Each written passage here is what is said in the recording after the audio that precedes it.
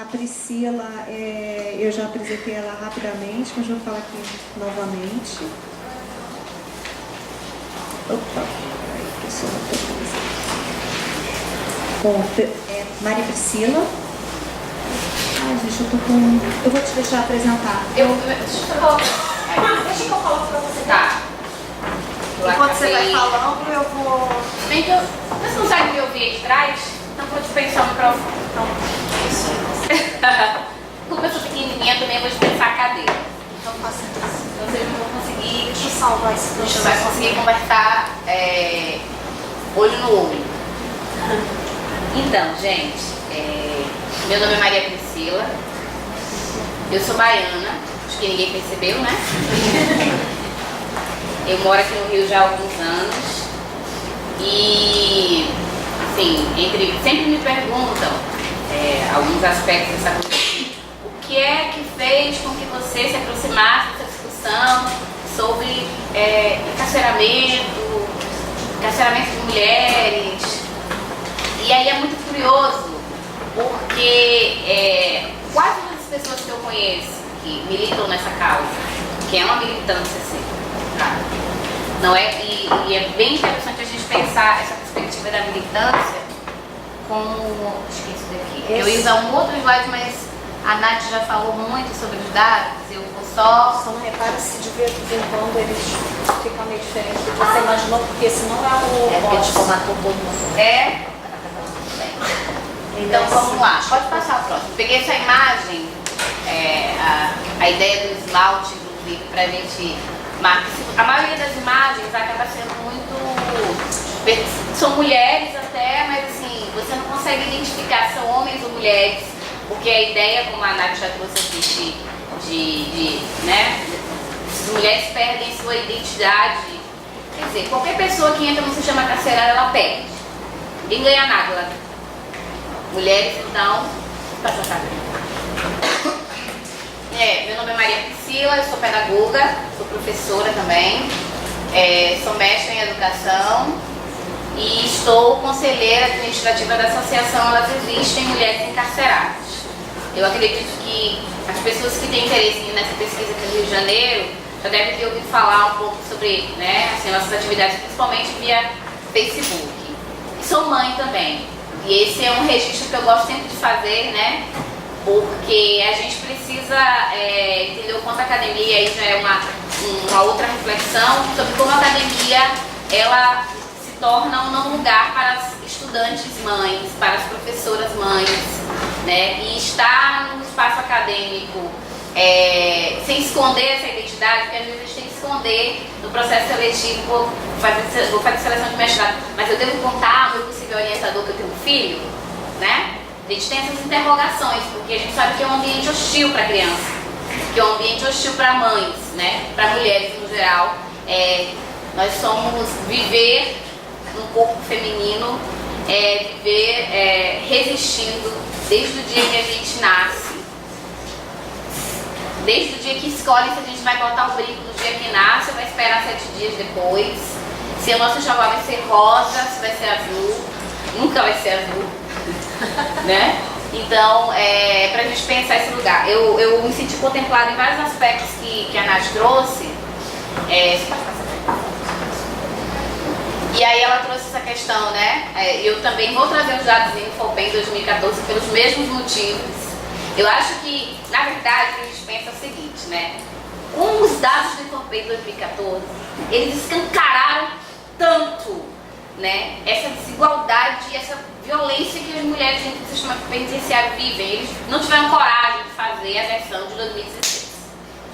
Minha hipótese é essa. Então a gente, para tratar sobre mulheres, a gente ainda tem que usar os dados de 2014, mas a gente consegue de 2014 para cá, quem conseguiu fazer alguma pesquisa, se inserir dentro do sistema, consegue trazer informações novas, né? A gente tem algumas informações que não vão aparecer, como a Nath falou, alguns aspectos não é de interesse, né, de que seja registrado, de que venha a público, porque é escancarar demais, assinar um atestado de incompetência, né, demais, assim, absurdo. Então vamos lá, a gente ganhou, o Brasil não ganha nada, ganhou um título, saiu do 4º para o 3º lugar em encarceramento. Você pode passar para mim, por favor? Angela Davis, para mim é uma referência não só na discussão sobre encarceramento, né, mas como uma liderança, como uma mulher negra que vai fazer a sua militância na década de 70, lutando pelos direitos civis dos negros nos Estados Unidos, foi encarcerada, então tem um lugar de fala de quem esteve nesse lugar, que consegue produzir, né, então ela esteve nas militâncias de rua, no cárcere, na academia, e é alguém que hoje nos ajuda a pensar sobre esse lugar, que é a prisão, que se torna, né, um meio de fazer com que as pessoas desapareçam, sob a falsa promessa de que também desaparecerão os problemas que elas representam. Então eu trouxe essa frase aí para a gente pensar um pouco, né, sobre o que é esse lugar. A Nath já trouxe esses dados também sobre a população, o aumento de mais de 500% de 2010 e 2014, mas eu quero fazer um resgate específico sobre como essa pesquisa traça o perfil da população feminina no Brasil, que mostra que 50% tem entre 18 e 29 anos e ensino fundamental incompleto. E a maioria, né, 2 entre cada 3 mulheres presas é negra. E vamos lá, e é desse lugar que a gente vai fazer as nossas provocações, né, para a gente pensar o quanto a educação, né, ela, e aí a gente vai pensar em vários aspectos aí, eu vinha no caminho e agora sentada olhando aquela foto, pensando em Paulo Freire, pensando em tantas outras pessoas, né, que lutaram, que construíram uma história significativa sobre a educação no Brasil. E quando a gente pensa que extramuros a gente tem uma briga grande, todo dia um retrocesso novo, todo dia uma coisa que faz com que nós, né, educadores e educadoras nos sintamos assim, nossa, isso está acontecendo, eu não acredito, mudaram tanto, quantos professores vão ter que tomar um soco na cara, como a professora Paulo, para que a gente continue, para que pelo menos que a gente consiga garantir o que já conseguiu até agora. E aí eu fico pensando, né, e aí a nossa grande provocação coletiva, imagina lá dentro, né? Imagina como é que as coisas funcionam por lá. E aí eu vou tomar aqui uma frase da Lélia Gonzalez, que também é uma grande referência, né? Não se encontra mais entre nós no plano físico, mas deixou um legado histórico que fala sobre isso, que gênero, raça e classe e a posição geopolítica, porque ela faz uma provocação enquanto América Latina, né? A gente tem que pensar esse lugar também, se articulam determinando a posição social dessas mulheres em um sistema que transforma as diferenças em desigualdades, fazendo com que sejam as maiores afetadas pelas crises econômicas, tendo em vista que o modelo econômico excludente em uma sociedade globalizada provoca a concentração de renda e limitação de acesso a benefícios sociais. Eu quero dizer o seguinte, a gente vive numa estrutura, e aí não dá pra gente falar sobre encarceramento no Brasil e não falar sobre racismo estrutural. Não dá pra falar sobre encarceramento em massa e não falar sobre racismo institucional. A gente vai usar várias referências de autores e autoras estrangeiros para nos ajudar a pensar o encarceramento, todo o sistema, né, inclusive judiciário, que é uma área que não é o meu campo de leitura, mas que esses autores vão trazer essa reflexão, mas a gente precisa pensar Lopes, Brasil. A gente precisa pensar como o Brasil consegue encarcerar uma população majoritariamente negra. E aí muitas pessoas vão dizer, não, Priscila, mas olha só, a população negra no Brasil é metade da população. Então tá tudo certo. Só que esses dados não batem. Se a gente for fazer a continha, não vai bater. E vamos lá, por que que não bate? Porque aí a gente vai ter que pensar nessa questão do racismo estrutural enquanto estruturante das relações sociais e formação de sujeitos. E aí a gente está falando de relações de poder, no campo econômico, político e cultural. E como isso tudo vai influenciar para lá na ponta, chegue lá naquele lugar, naquele não lugar, né, que é a cadeia, que é o cárcere. A gente precisa entender que não é coincidência que pessoas, mulheres e homens negros não nascem com o gene da bandidagem, que eu já ouvi isso. Não nascem com predisposição para o crime. As teorias racistas que ajudaram a estruturar e a fundar, né, uma identidade brasileira enquanto E aí eu vou falar de Nina Rodrigues, eu vou falar de Gilberto Freire, que ajudaram a construir o imaginário coletivo de que nós vivemos num país onde os corpos, né, têm sua utilidade para esse mecanismo. E os corpos negros estão para o labor, os corpos negros femininos estão para o prazer, que não é prazer para ninguém, só para eles. Na verdade, estão para a violência. Né? Eu sempre gosto de relembrar, né, as pessoas gostam muito de renascer, de trazer o mito da democracia racial, né, a teoria da mestiçagem como algo a ser celebrado, maravilhoso no Brasil. Eu sempre gosto de lembrar o seguinte, olha só, não tem retorno, nós somos uma sociedade mestiça, isso é fato, mas a gente precisa entender como isso começou. Ou vocês acreditam que era uma vez uma linda índia que se apaixonou por um lindo português, eles resolveram viver juntos, casar, ter lindos filhinhos mestiços. Aí vem a versão depois, anos depois. Era uma vez uma linda africana que foi escravizada. E aí ela se encantou pelo seu senhor. E eles casaram, tiveram lindos filhos mulatos. Que palavra feia que aqui no Rio de Janeiro vocês gostam de reproduzir.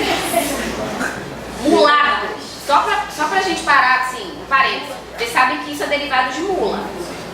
Então, vou voltar aqui para a parte do lindo relacionamento interracial. A gente sabe que não foi bem assim que as coisas aconteceram, que as relações interraciais começam no Brasil, que a mestiçagem no Brasil começa o estupro, violência sexual. Quando alguém diz assim, olha, a minha avó, a minha tataravó, e aí eu tô falando desse alguém branco, tá?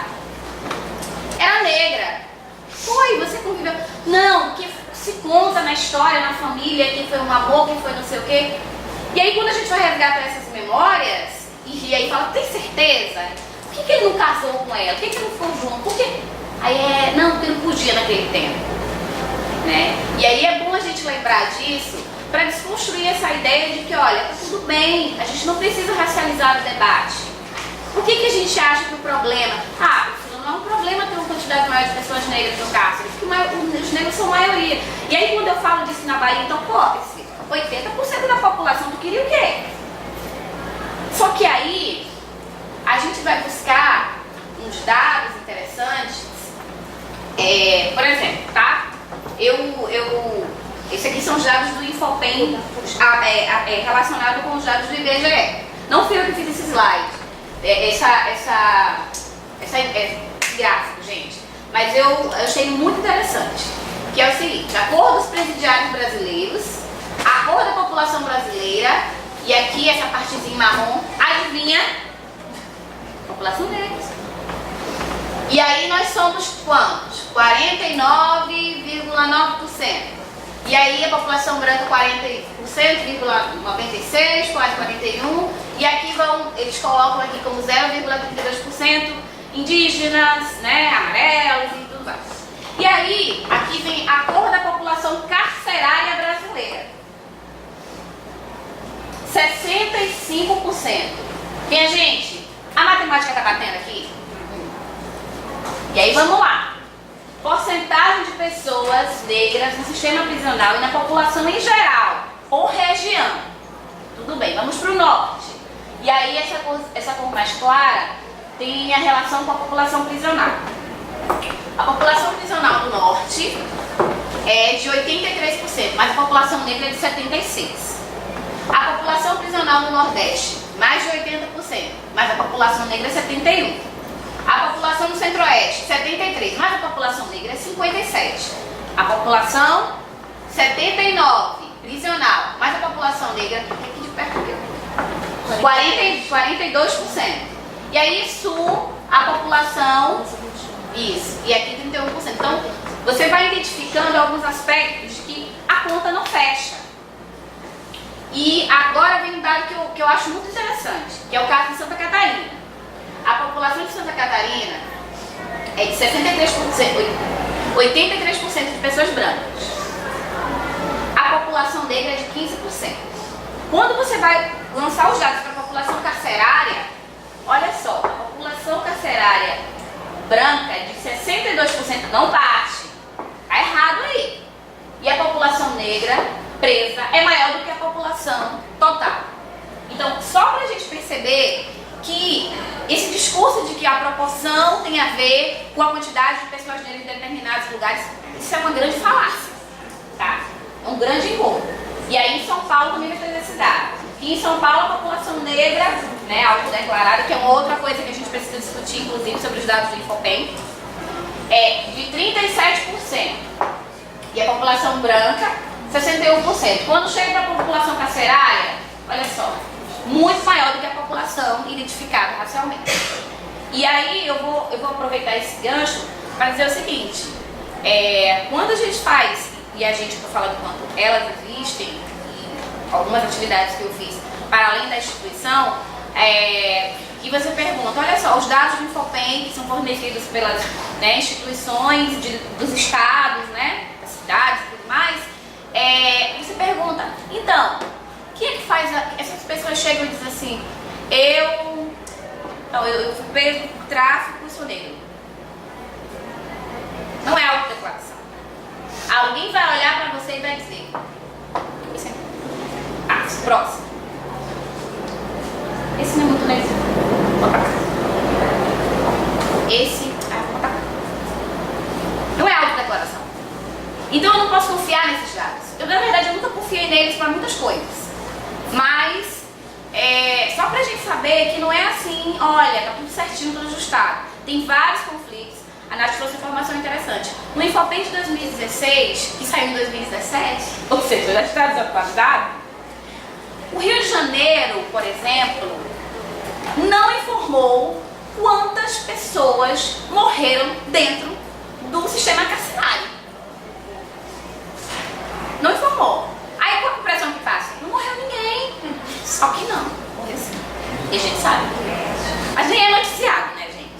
Você fica sabendo, geralmente quem sabe das informações é quem vai lá, conhece pessoas e fala, sabe fulano, estava doente e tal. Então, morreu. Foi. E assim, e o número de pessoas que morrem e que estão adoecendo mesmo por tuberculose, sabe? A incidência de câncer de mama, de câncer de colo de útero, também é muito alta.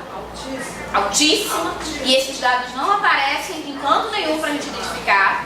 Aí você vai perguntar, Priscila, como é que você sabe disso? Daqui a pouco eu vou dizer. Porque tem umas coisas também que, assim, muito do que a gente acaba trazendo, que não estão nos dados, são coisas extraoficiais que às vezes a gente chega num espaço como esse e pede assim, gente, olha só, não pode sair daquela porta verde. Tem algumas coisas que infelizmente a gente conta pra vocês, por exemplo, onde é que vocês viram em algum documento oficial dizendo assim, olha, nós aqui do estado do Rio de Janeiro não temos condição de fornecer absorvente suficiente para as presas, e em alguns casos elas precisam se virar com o que tiver. Isso pode ser, o que tiver pode ser um miolo de pão, pode ser um jornal, pode ser não sei o que, pode ser nada, pode ser um pedaço de pano, de uma roupa que elas tinham. Nunca vocês vão encontrar isso. Isso, vocês nunca vão achar essa informação. Ninguém vai dizer isso pra vocês.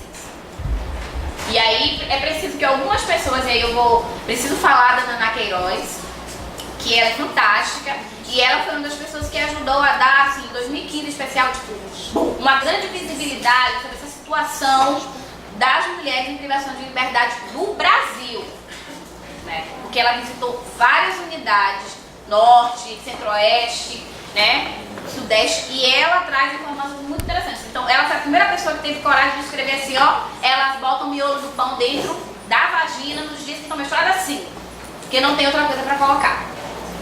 Então, assim, é isso que eu tô dizendo, tem coisas que a gente fala e é bem...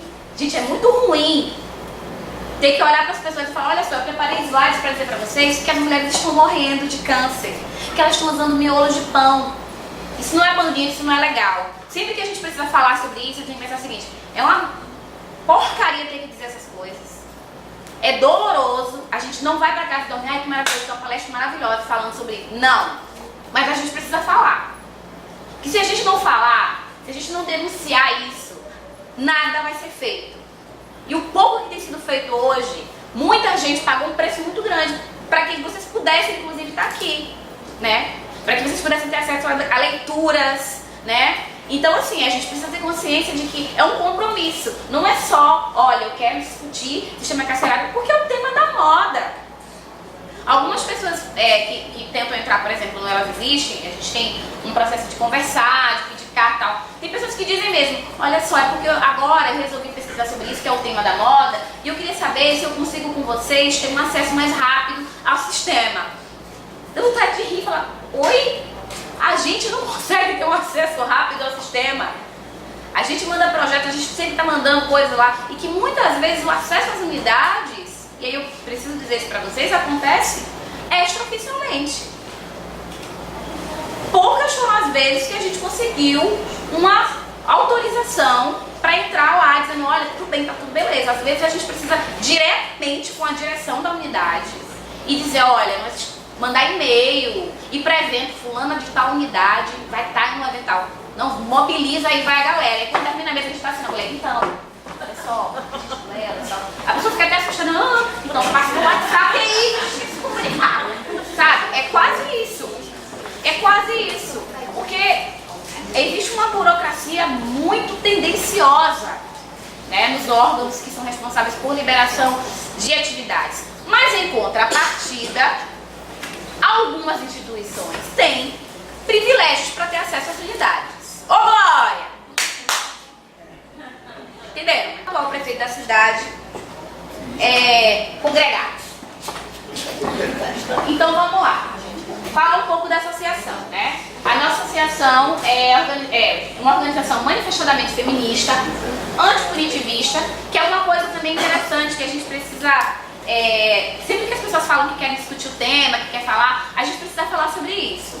As pessoas que militam dentro das unidades prisionais, e seja uma militância de produção acadêmica, de estar lá, de fazer doação, essas pessoas não estão fazendo caridade. Se alguém quer trabalhar em unidade um dia, se alguém quer fazer uma militância, uma pesquisa nesse sentido, não acho que você está indo lá salvar as almas perdidas daqueles homens e mulheres que não encontraram Jesus ainda, que por isso que Deus não tocou no coração e eles cometeram erro, e que a gente tem que ir lá levar a palavra para eles e para elas. No momento, elas estão precisando de sabonete, absorvente, camisas brancas, né? De vez em quando uma atenção, isso, isso aí, muito bem. E aí não é qualquer coisa não, sabonete tem que ser glicerinado, não pode ser de cor. Os absorventes têm que ser separados no saquinho. A palavra é boa para quem quer ouvir.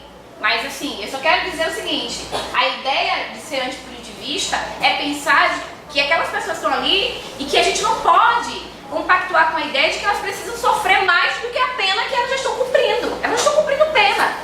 A punição por estar ali é faltar tudo isso. E tem mais. Tem um desafio de se pensar também até quando a gente consegue manter esse modelo.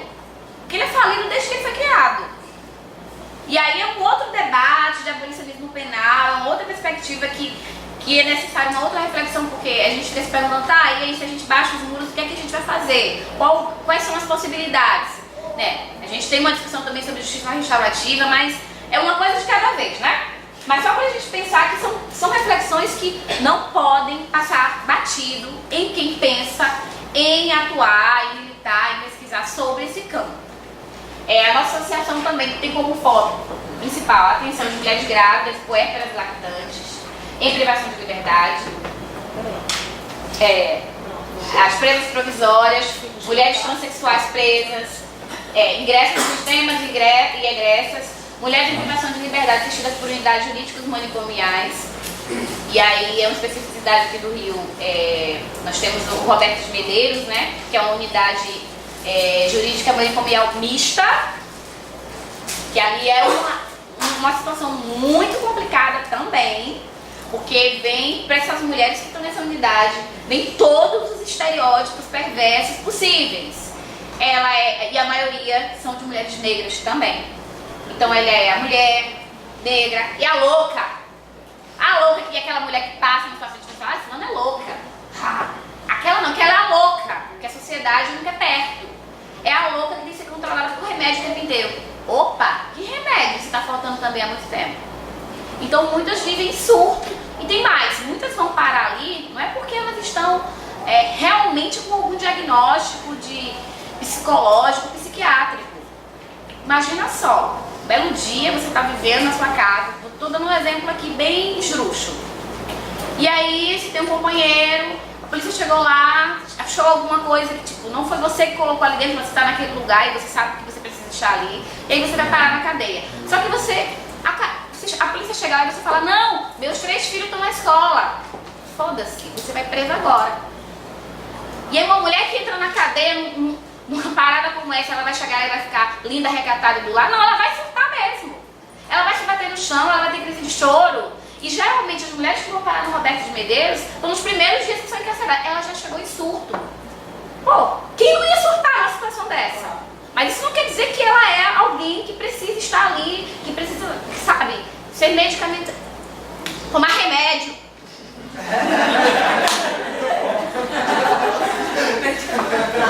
A gente fica procurando palavras demais, mas é isso, tomar remédio. Mulheres estrangeiras também. E um dos nossos principais recortes na discussão dentro delas é sobre mulheres negras. Porque a gente entende que o racismo é estrutural e que a estrutura, sim, é quem vai contribuir para que essas mulheres e homens estejam nessa situação. A gente tem os grupos de trabalho, né, que é para de gênero, comunicação, adolescentes em medida socioeducativa, maternidade, atualização de dados, combate ao racismo estrutural e institucional. Esse de atualização de dados a gente, é muito difícil, porque para ter acesso aos dados oficiais, por exemplo, a nível de Rio, né, é muito difícil. Pra falar a verdade, a gente já mandou, já vai fazer aniversário, que a gente pediu autorização para ter acesso aos dados. E é uma dificuldade tão grande, a gente chegou à hipótese seguinte, não tem dado nenhum para mostrar pra gente, então ainda não, tem tudo muito superficial, tipo, de quem entra e quem sai. Dados específicos não tem. Não tem. E aí, existe uma situação interessante que outros estados têm um pouco essa preocupação. A Bahia, por exemplo, é um desses lugares. Sim, já vou mostrar. Então, assim, dentro das ações que a gente, desde 2016, né, que a associação existe, a gente tem uma atividade que se chama Outubro Rosa. Saúde das mulheres pretas, saúde e direito de todos e um dever do Estado. É o que eu estou dizendo, a gente tem que pensar que tudo que for feito, tudo que for pensado para essas mulheres é de garantia de direito, não é caridade, pelo amor da deusa, tá? E aí a gente conseguiu fazer uma atividade, uma semana de atividade do Outubro Rosa. Priscila, então que legal, vocês têm uma equipe de médicos, enfermeiras no grupo. Não, mas a gente tem boca. Quem tem boca vai onde quiser. Inclusive, entrar em contato com aquela amiguinha sua que é enfermeira, aquele amigo seu que está fazendo residência em medicina, aquelas sua amiga, pessoas que você sabe que serão sensíveis à causa, e de convidar essas pessoas a dizer, olha, a gente precisa de uma equipe de pessoas da área de saúde para mandar um projeto para a SEAP liberar que a gente faça uma atividade de uma semana em uma das unidades. A gente tentou fazer nas 4, mas não rolou. A gente queria fazer na Talavera, no Nelson Hungria, no Joaquim e no Roberto de Medeiros. A gente só conseguiu no Nelson Hungria. E aí, nessa atividade a gente conseguiu cada dia ir um grupo. Aqui a Nath, a Rafa, eu e a Roberta. Esses 3 aqui foram os nossos voluntários. Ele é de medicina, ela é de fisioterapia, ela é de enfermagem. Cada dia um grupo pra gente tentar falar um pouco sobre a questão do autocuidado. Mas, gente, vou dizer pra vocês. Uma coisa é quando você vai numa palestra sobre saúde, que as pessoas vão botar uns slides mostrando lá as doenças, né? E que as pessoas vão trazer pra você, olha, principalmente quando é com adolescente. Quem nunca teve aquela aula que o professor levava cenoura, ensinava como botar a camisinha, e aí você tem que fazer meio que no freestyle, assim, como é que a gente vai falar sobre DST, sobre prevenção dentro da unidade, se a gente não pode levar nada, a não ser o nosso conhecimento. E aí, a gente pôde contar com essa equipe, a gente pediu, eles liberaram pra gente levar uns cartazes, né? Já foi um avanço, porque tudo pra entrar é muito difícil.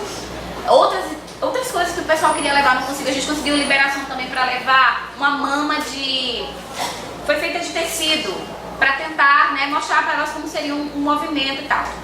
Pra nossa triste, né, mas já desconfiada hipótese, algumas das presas, quando a gente fazia atividade do exame, elas falavam, eu já percebi que eu tenho um caroço aqui. E aí a gente foi fazendo meio que uma anamnese, perguntando, alguém da família de vocês já passou por uma situação de... Então, tipo, só no dia que eu fui, 3 mulheres disseram, olha, minha mãe morreu de câncer de mama. 2 sinalizaram que tinham caroços na mama. E aí a gente fez um pequeno relatório, porque a gente teve parceria com a SEAP, e foi uma pessoa da SEAP, a Rosana, que é enfermeira, que nos acompanhou, que foi tipo a nossa coordenadora dessa atividade. E a gente passou as informações. Gente, isso foi em outubro do ano passado. Vocês me perguntaram assim, e aí, quantas tiveram acesso ao médico e tal? 0. Não tem médicos. Como a gente não vai dizer que isso é uma lógica de reforçar a pena dessas mulheres, sabe? Como não? O que tá esperando? Que elas morram. Vai ser uma a menos. E é isso aí. Aqui é uma das atividades que a gente realizou ano passado, lá no Parque GC, que é o professor Antônio Carlos Gomes Costa, que é a unidade feminina de atendimento do DEGASA, né? A gente participou da festa julina com elas, tivemos umas quadrilhas, umas atividades e iniciamos um projeto lá, teve separado por questões burocráticas, mas que a gente vai retomar algumas oficinas do nosso projeto de atividades ao longo do ano. Eu vou ser uma das oficineiras, vou trabalhar com elas oficinas sobre corpo, autocuidado. Mas na verdade elas só me queriam lá para fazer oficina de turbante e de trans. Pronto, tá? Mas eu gostei disso, porque isso aconteceu também em uma outra unidade. Vamos falar isso daqui a pouco. Aqui foi uma das atividades que a gente fez, a gente conseguiu, eu quis resgatar isso aqui.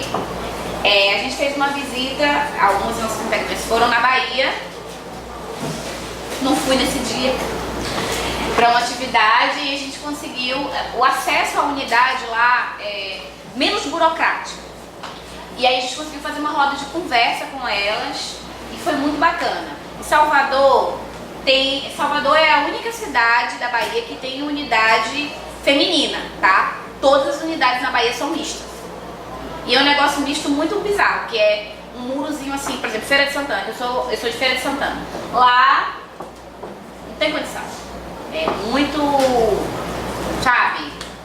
E a gente não consegue entrar assim pra pegar os dados de violência e tal, porque não tem uma movimentação tão grande no interior. Eu tô falando de Salvador, deixa eu estar falando de Rio, mas a gente está localizando enquanto capital. A maioria dos dados que você vai encontrar sobre encarceramento feminino, sobre encarceramento no geral, são dados das unidades que se encontram nas capitais. No interior, ainda é muito mais tenso.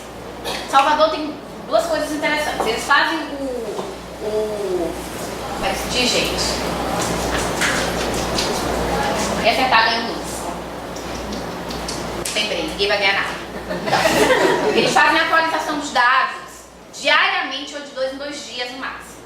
E nessa unidade, na sala de direção, ela anota, ela mesma anota de próprio punho. Quais foram os tipos de crime, quais foram processadas, quais foram condenadas, quais tipos são gestantes, são lactantes, estão em trabalho, se foram ter o neném, tem HIV. Isso é fantástico. Essa é uma informação muito importante.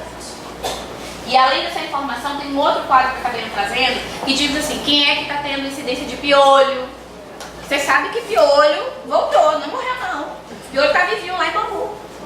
Ó, vários. E aí, o negócio é sério, porque quando a gente era criança, só passava a cabeça fazendo uma feridinha, e a gente usava, né, escabim, well, vinagre, como é o nome daquele negócio? Neocide. Até criolina se botava na cabeça, gente. Mas lá não entra nada. Então, entendam que até para lavar o cabelo com água e shampoo tá difícil. Imagina o Neocide entrar. Imagina aquele comprimidinho que hoje já se toma comprimido e tal. Então, isso aí que era coisa do passado, olha só. Então, lá em Salvador eles têm essa atualização diária e isso é muito interessante. A atualização sobre essa informação aqui, vocês acharem em Taça, do Rio de Janeiro. Porque eu tô falando, você achava em Taça, porque a gente não tem essa informação. E aí eu trouxe aqui algumas imagens de algumas doações que a gente... que foi quando a Jamila lançou o livro Lugar de Fala. A gente fez uma parceria com a Casamento e conseguimos muitos absorventes. Muitos mesmo.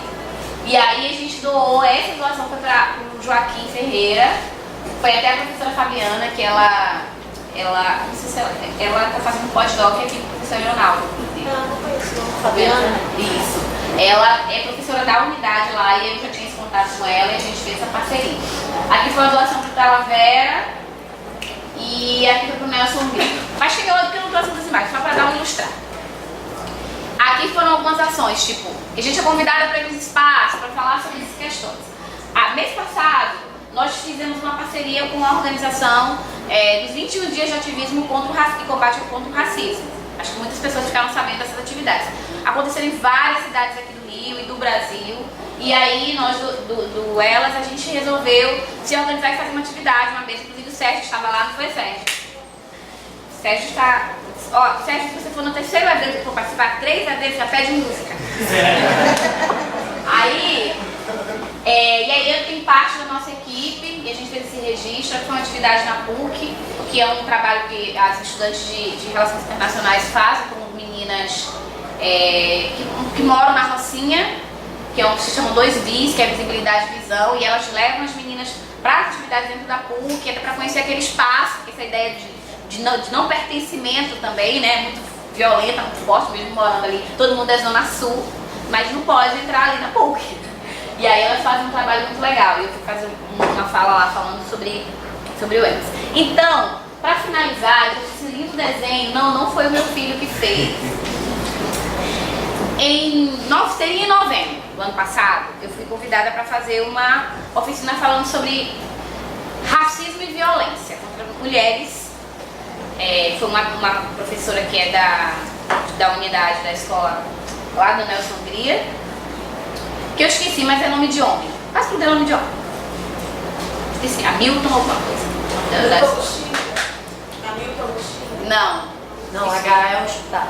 Não, é a escola que tem dentro da unidade. É só pra dizer que tudo tem nome de homem, gente. Nem nas unidades femininas. Não. A única é Patrícia Cioli. É do Degrande Luísa, mas... a escola, não, mas eu digo dentro das unidades, tudo nome de macho, como diz na minha. E aí, eu fiz essa atividade, acabou que ficou para dezembro, e aí foi bem complicado, porque falei, pô, você fala de violência para mulheres presas, sabe? Porque elas estão ali, né, no olhar coletivo, porque elas cometeram alguma violência, alguma infração.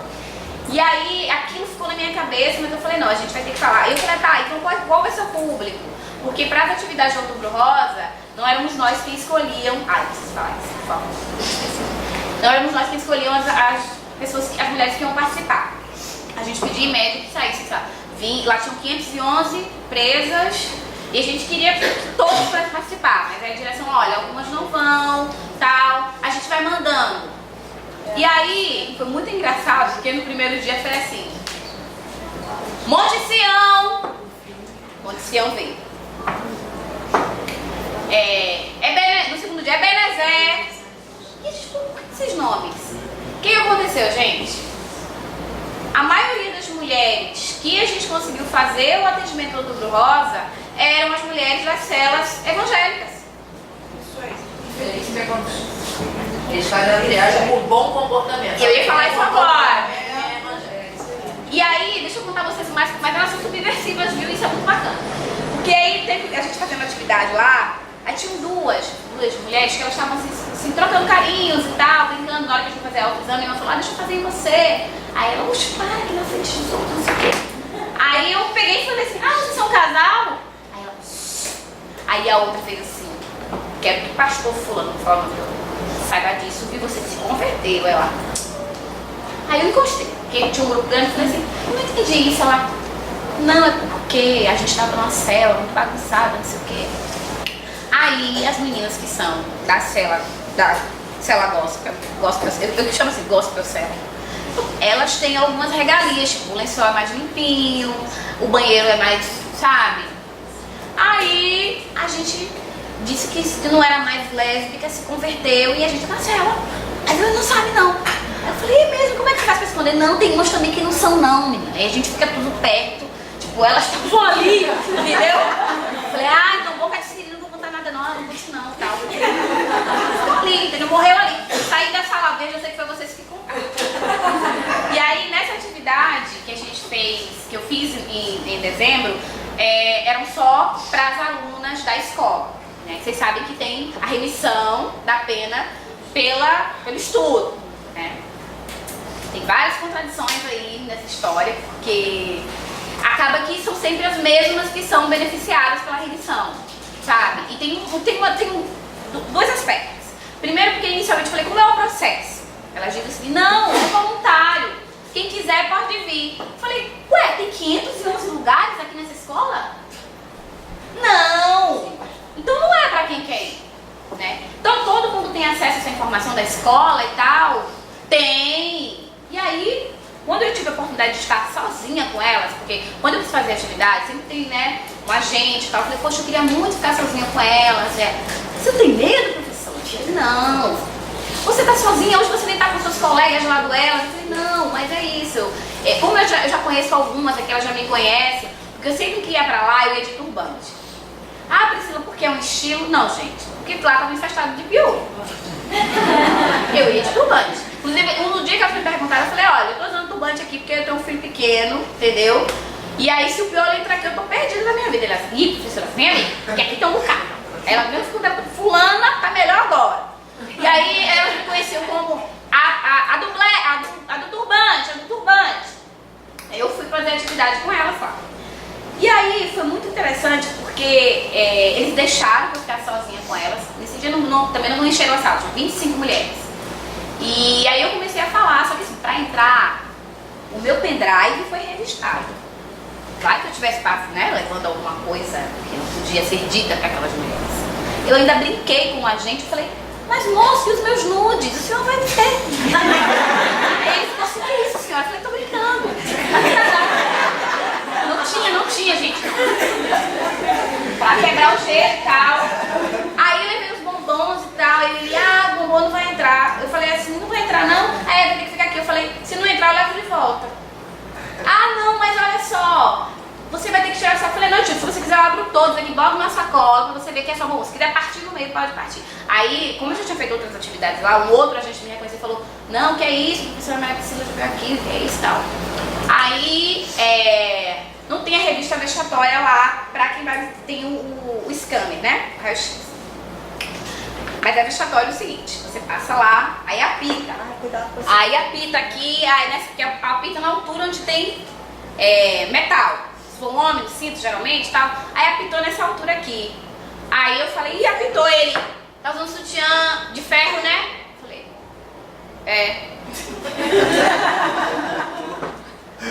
que isso? Falei, eu fiquei pensando, na próxima vez eu vou ver se o segredo do sexo. E ele falou no bocão, né? Você na frente de tudo. Tá usando sutiã de ferro? Eu falei.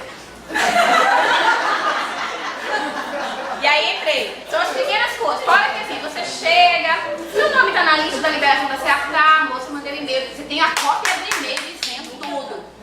Eu vou ter que subir no administrativo pra ver se realmente seu nome está lá, pra fulano autorizar sua entrada, você assinar. Nisso você vai perdendo tempo. Tudo bem. Chegamos lá, finalmente a sós com elas. E aí foi muito engraçado, porque elas falaram assim, com medo de ficar com a gente, não? Falei, vocês não têm medo de mim, vocês não sabem nada de mim, eu sei de vocês. A ficha de vocês eu sei. Vocês querem a ficha? Aí elas ficaram assim, que isso, professora? Eu falei, vocês não sabem de nada. Aí, e foi muito curioso, porque muitas, e isso é uma outra coisa que os dados não mostram, Nath, muitas são de origem nordestina. E aí quando eu comecei a falar, você é da onde? Eu falei, sou da Bahia. Tinha lá mulheres baianas, muitas mulheres pernambucanas, tinha uma estrangeira, e assim, tinha um número grande, que isso também o dado não mostra, por exemplo. Qual é, mesmo estando no Sudeste, não necessariamente a maioria das mulheres encarceradas são do Sudeste. E nem a maioria, e muitas não são nem da capital. Tinha mulheres lá que eram de cidades que eu nunca tinha ouvido falar aqui do interior do Rio de Janeiro. E aí a gente fez uma atividade que eu chamo de o outro retrato. Uma atividade muito simples. Eu fico olhando pra você, olho, você fica em dupla. E aí elas ficam com atenção. Professora, eu não quero ficar com fulana não. Porque eu falei, vai ficar assim, que agora o comando é meu. Eu brincando com elas, né? Aí tinha que olhar, eu falei, olhou. Aí pegava e distribuía folhas de ofício, né? Pra cada uma delas, levei lápis de cor. Comprei um monte de lápis de cor, tirei bastante lápis de cor marrom e preto, porque só tem, né, um em cada caixinha e eu ia precisar muito desse recurso.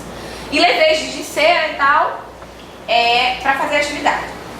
Levei a parte que eu pedi à escola também, que disseram que eu não podia levar, mas eu falei, olha, eu vou precisar de uma quantidade maior e acabei levando. E aí você tinha que sentar de frente para sua companheira naquele momento e tentar registrar nela algum aspecto que você achasse interessante. Só que eu não podia mostrar pra outra, não podia botar nome. Aí elas ficavam rindo, gente, parecia criança, sabe? Eu também dou aula na educação infantil, ficava assim, vou te sacanear. A outra, não, se você me botar com o cabelo assim, você vai ver você. Vou botar um chifre em você. Aí todo mundo, se botar chifre, eu já sei que é fulana, que ela é o cão mesmo, sabe? Tipo assim, elas foram brincando muito naquele momento, assim, bem aquela coisa que a gente faz na escola. Terminou a atividade, eu peguei todos os papéis e tal, e aí coloquei na mesa e falei, então, agora é a hora da verdade, pra ver se vocês se conhecem mesmo.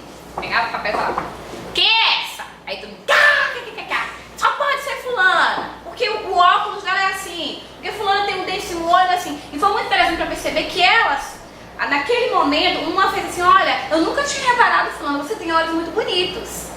Aí a outra, eu também nunca tinha reparado isso de fulana, porque ela tinha uma pintinha assim, elas começaram a se olhar naquele momento. E identificar na outra, é fulana, será que é ela? Aí todo mundo começou a olhar, deve ser ela e tal. E aí a gente fez esse movimento e foi muito bacana. No final, uma fez assim, eu quero ser a última, eu quero ser a última. Tudo bem, porque eu não podia escrever nada, só o desenho. Aí eu botei o desenho dela por último, eu vi que ela tinha escrito. E aí eu falei, e essa daqui? Meninas, é fulana, então foi a pessoa que ela desenhou. Eu falei assim, por que você escolheu, por que você escreveu isso aqui? Aí ela ficou muito emocionada. E aí eu sempre me emociono muito, porque foi tipo choro coletivo. E a gente só fez rir e tal, mas foi um momento que tocou a todas. Aí eu falei assim, então você vai ler o que você escreveu aqui. Ela, que eu desenhei para fulana é o que eu desejo para todas nós, liberdade para todas. Aí elas começaram a se olhar, aí ela, porque cada uma sabe o que tá aqui, a gente não precisa contar, ninguém acredita que a gente é inocente, por mais que a gente saiba das nossas, o que é que trouxe a gente para cá. E ela falou assim, o que é que trouxe a gente para cá bem antes, muitas já sabiam que iam chegar aqui, porque infelizmente parece que tem uma coisa ruim que arrasta algumas pessoas para esse lugar, mas a gente vai vencer, a gente vai sair daqui. Aí elas começaram a chorar e eu fiquei muito emocionada. Porque, sabe, para seres humanos que estão numa condição de subhumanidade, acreditar, ter esperança, sabe, é algo que para nós que estamos fora, renova a nossa esperança. E elas precisam acreditar.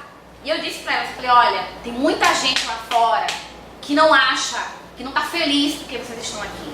Tem muita gente lá fora que não acha que bandida boa é bandida morta. Porque elas também falaram muito isso. Ah, como fala isso da gente e tal. Falei, eu acho que assim, e eu nem pergunto, nunca pergunto o que é que levou elas ali. Porque assim, eu sei da minha condição humana, hoje eu sou mãe. E eu sei que muitas estão ali por conta de, né, matou um filho, teve uma inclusive que ela estava tava solitária porque as outras presas queriam pegar ela e tal. Mas assim, a maioria acabou abrindo pra mim o seguinte, naquela turma, 25 mulheres, só 3 não disseram porque estavam ali, todas por tráfico. 2 estavam ali porque foram levar fazer visita pro companheiro e foram obrigadas a ter que levar, transportar droga. E lá mesmo ficaram. Uma estava lá porque ela matou o marido. Ela falou assim, eu matei meu marido, professora. Eu não fico feliz com isso porque eu tô presa e não tô podendo ver meus filhos. Mas quando eu penso que ele nunca mais vai bater em mim, nunca mais vai fazer nenhum mal para as minhas filhas, aí ela falando isso, lágrimas. Eu penso que cada dia que eu vivo aqui é para que minhas filhas vivam lá fora melhor.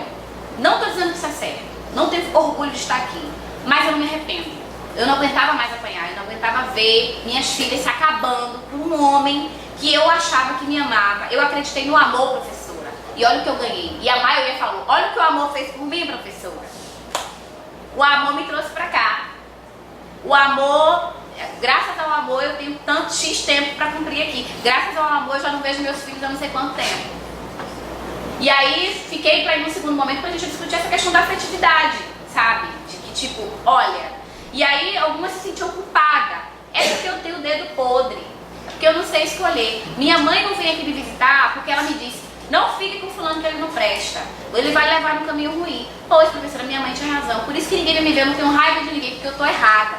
Olha como elas internalizam esse discurso de que elas merecem tudo aquilo. Isso é fruto da nossa lógica machista, violenta, homofóbica, doente.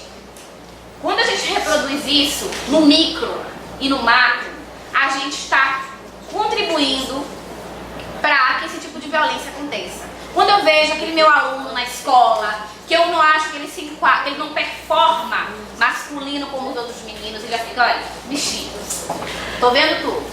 Já estigmatiza aquele menino como se o fato daquela criança ser homossexual fosse um problema, fosse uma doença.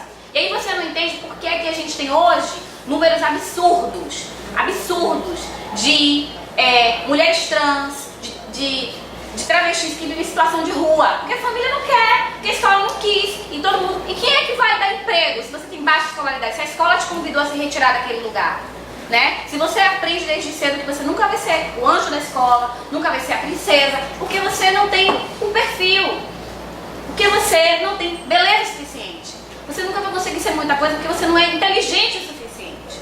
Então esses estereótipos extremamente negativos, violentos, eles são passados para esses sujeitos que hoje a gente está fazendo essa análise desses adultos e adolescentes desde a infância. A gente fala do lar, de estruturação familiar, mas a escola também tem a sua grande contribuição nesse processo. E a gente precisa ser sincero e admitir.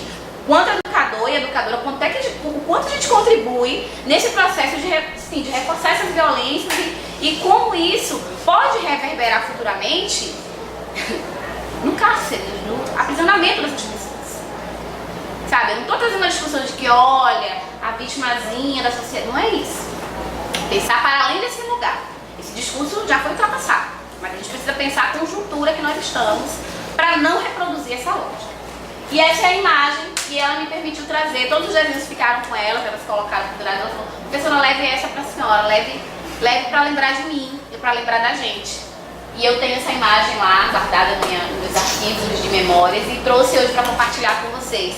Porque é para isso que a gente luta, para que todas tenham liberdade. As que estão aqui fora, para que a gente possa falar, ser ouvida, e para aquelas que estão lá dentro, elas existem. Obrigada.